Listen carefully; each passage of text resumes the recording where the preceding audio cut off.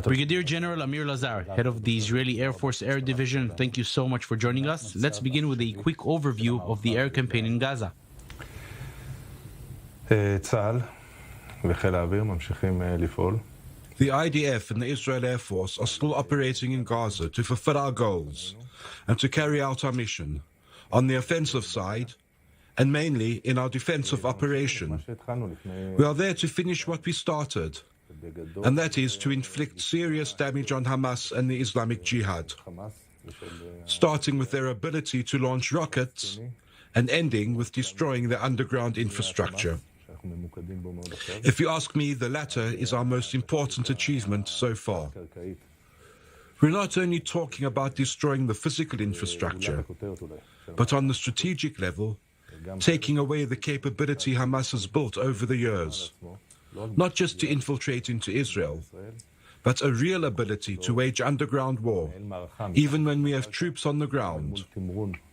So we focus on rocket launching ability, the UAV mechanism, which was a new feature this time, and obviously targeting the senior command to make them feel hunted and to also strike them when we can. And we see that their senior commanders are underground right now.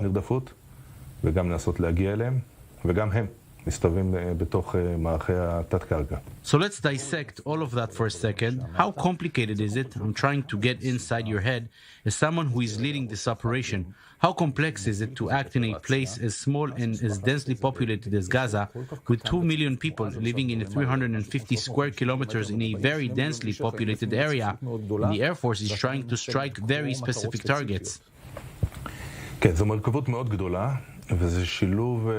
It's very complex. It's a necessary operational combination of intelligence, abilities, and in this case, primarily those of the Israel Air Force. And this combination of high-quality intelligence, which knows how to give both the X and the Y in place, in the space, in the most crowded area in the world, and also to provide the height from the 4th floor of a high-rise building, which houses the Hamas Command Center or War Room, to a minus 30 meters underground, and to manage to hit this target.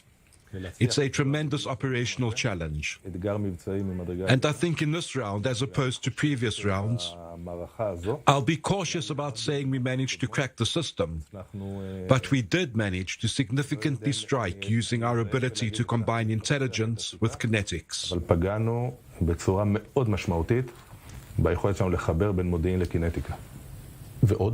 Another thing we're seeing in this operation is the very low count of injured civilians in Gaza. I assume this is also part of your planning.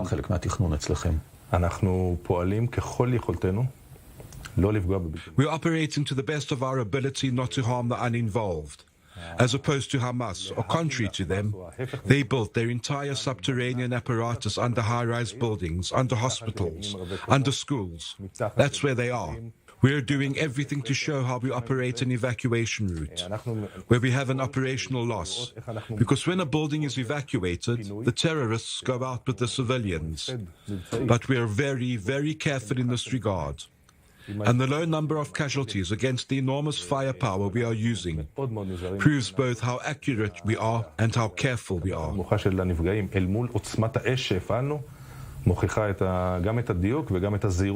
Were there any missions that were called off because of civilians nearby? Certainly, missions weren't cancelled, they were delayed in order to carry them out under conditions when uninvolved civilians would not be harmed. Meaning there were already planes in the air ready to strike, and when civilians were spotted in the area or nearby, the mission was called off? We stop, try to catch their attention so they'll get away from the area that's about to be attacked, and bring the planes in again. Walk me through your thinking. When do you decide to flatten a building? When do you decide to strike nearby a building? When do you decide to give evacuation Everything warnings? is a matter of operational output and the nature of the mission. When we take down a building, we don't take it down for the sake of taking it down. The building houses Hamas command centers in both ordinary times and in times of crisis. Many times, some of the floors are populated by innocent civilians, and many floors are used as war rooms, operational infrastructure, from where they're running the war, or for their regular activities. In such instances, we examine whether we have the ability to hit a specific apartment. And if we have, we do. If there are a great number of apartments, which represents a risk to the entire structure, we evacuate the civilians and then destroy the operational target, which is the entire building. Let's talk about the effort to stop rocket fire into Israel.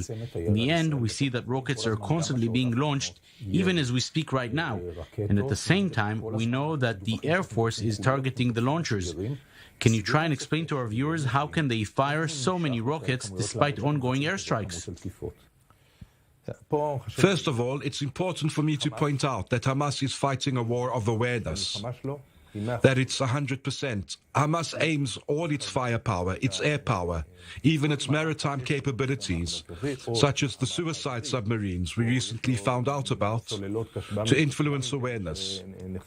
For that purpose, they've accumulated thousands of rockets, operating within a limited window of time, be it a few days or even a few weeks. Our ability to completely disable this ability is simply non-existent. It can't be done. We are able to seriously damage it, but at the same time, investing heavily in our defensive capabilities to assure calm and security for the people of Israel. It's not the best we can do, and it's not 100%. In that complicated mechanism that was fundamentally designed to be indestructible, when I say there are thousands of rockets, it means they are spread out in thousands of different locations. It's not as if you can take out a warehouse and wipe out 30% of the firepower. There are literally thousands of different locations spread all out across the Gaza Strip. Some are close to schools, some inside residential areas, and they know what they need to do. But it's a definite challenge for us. I would like to say that our offensive effort is focused on potential bottlenecks and to destabilize Hamas. Hitting a launching pad does not destabilize Hamas. Bombing its headquarters does. Bringing a high-rise building down, destroying underground networks and targeting its commander destabilizes Hamas. And hence, that is what we focus on offensively, combined with solid defensive capabilities. If there is a large weapons depot that we know about, we will most definitely take it out. And we have done that many times in the last few days. I would like to speak about Iron Dome, which again emerges as the star of the operation with 90% interception rate. On the other side, there is the frustration realizing that 100% is not achievable in counting 12 civilians killed here in Israel. How are you treating it? On one hand, being satisfied with the performance of the system, and on the other hand, concerns that people are being killed. You are right. The Iron Dome provides protection on a very high level. When we say 90% success rate, it means that out of 3,500, almost 4,000 rockets fired at Israel, that is on southern Israel and central Israel, not the entire territory, we're able to intercept 90% of projectiles. That's very impressive. But what we are telling civilians is that the remaining 10% do fall somewhere, and that is where personal responsibility comes in. Running to a shelter, lying on the ground and taking cover saves people's lives when the rocket penetrates our system. So looking at the state of Israel and all its might, I believe that we can completely rely on our defensive capability because it allows the offensive forces to take their time and to be precise and accurate, instead of chasing rocket launchers all day, because the rear is taking a serious pounding.